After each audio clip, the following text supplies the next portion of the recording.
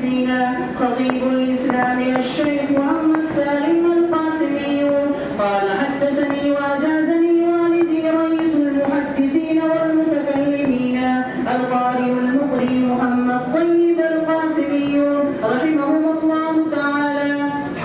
وقال حدثني وأجازني معتد العصري المحدث ابن نبيل والشيخ الجليل شيخ الحديث مولانا محمد زكريا الكاندلبي في مدينة الرسول صلى الله عليه وسلم زادها الله شرفا وكرامة.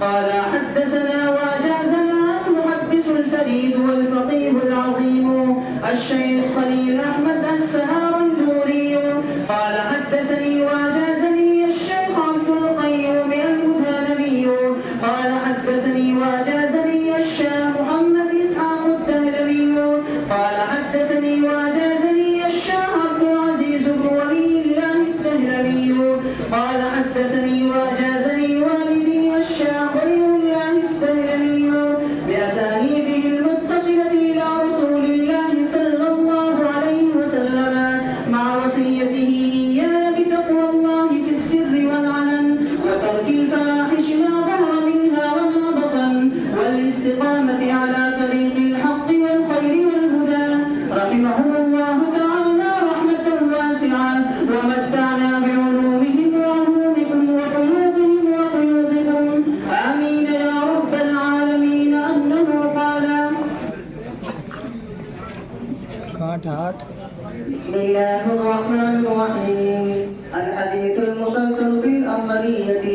قال الفقيه ولي الله رفيع عنه حدثني السيد عمر بلفظه تجاه قبر النبي صلى الله عليه وسلم وهو أفضل حديث سمعته منه.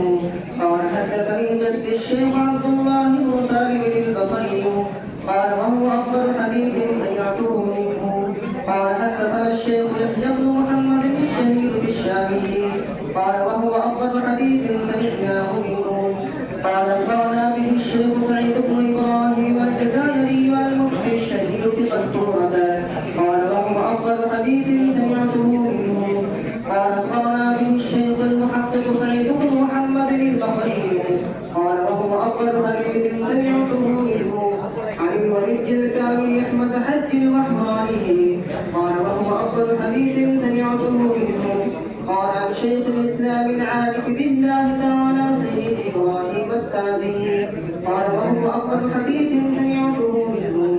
قال قرأته على المحدث الرباني أبي الفتح محمد بن أبي بكر بن الحسين البراقي قال وهو أفضل حديث قرأته عليه. قال سمعته من لفظ شيخنا زين الدين عبد الرحيم بن الحسين العراقي قال وهو أفضل حديث سمعته منه. قال حدثنا أبو الفتح محمد بن محمد بن إبراهيم البكري الميدومي قال وهو أفضل حديث سمعته منه. قال أخبرنا النجيب أبو الفرج عبد اللطيف بن عبد المنعم الحراني قال وهو أفضل حديث سمعته منه.